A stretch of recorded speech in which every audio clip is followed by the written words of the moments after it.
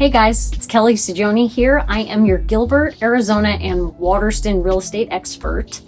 And we experienced a catastrophe at my colleague's office, so I'm using some of my propagations to get them a new office plant. But today we are going to talk about a home that went under contract in Waterston, but there is a huge catch. And the catch is something that more and more sellers are running into in today's market.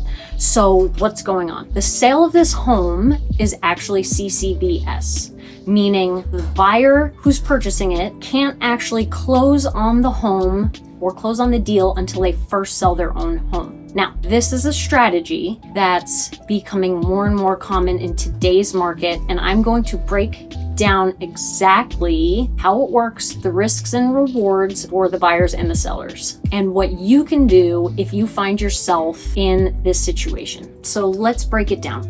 In a typical home sale, the buyer gets their financing, closes on the house, and moves in. Easy, right? Well, not easy, but very standard. But in a contingent sale, the buyer needs to sell their home before they can buy theirs. It's basically a domino effect. The buyer sells their house first, uses that money to close on your home, and then everything moves forward. But what if their home doesn't sell? Your deal is stuck in limbo. Now, in a hotter seller's market, sellers could easily reject these kind of offers because they had plenty of other ones coming in and they had buyers lined up. But now, as homes sit on the market a little bit longer, sellers have to be more flexible and have to be open to more financing options.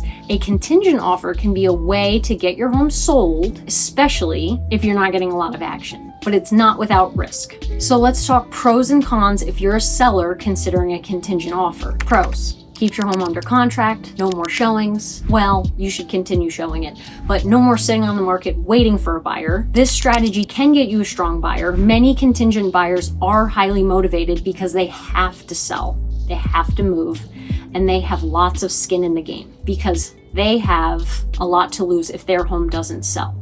There's also potential for a higher price. Contingent offers, generally speaking, are weaker offers. So if the buyer needs to secure your home, usually they will put forth a better offer and negotiate less on price. Now, cons. There's definitely some uncertainty. If their home doesn't sell, your deal could fall apart. There's potentially more time on market. If their sale drags on, you could be stuck waiting. Limited negotiating power. Other buyers might avoid a home that's already under contract with contingencies. So you might see a decrease in showings. This is how you can make your offer stronger if you are a contingent buyer. If you are a buyer trying to make a contingent offer accepted, here's how you can make it more appealing to the seller. Have your home priced correctly and listed as soon as possible.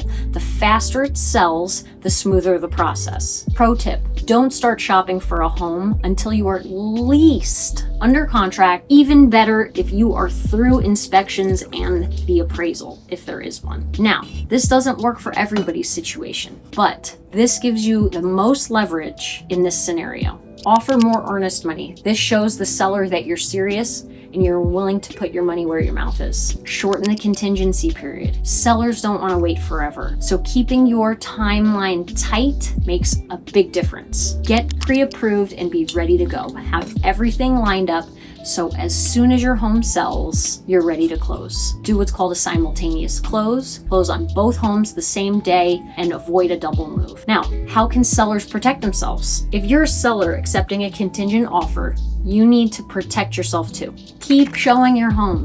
This allows you to keep marketing your home and accept a better offer if one comes along. In Arizona, your buyer will have the first right to try and remove their contingency to sell their home, meaning they could sell stocks or they could borrow money or figure out a way to go through with the deal. But if they can't within a certain number of days, the seller can take the better offer. If you're a seller, set strict deadlines. Make sure the buyer has clear timelines to get their home sold. Check their listing strategy. If their home is overpriced or sitting stagnant, your deal might never close. Make sure you or your agent is all over it, running comps and staying apprised to any activity in the process on their end. Have a backup plan. If their sale falls through What's your next move? So there you have it. Contingent sales can be tricky, but they are a growing reality in today's market, and they are very doable, especially if you have two competent agents on both sides of the deal. So if you're buying or selling in Arizona and you need help navigating this,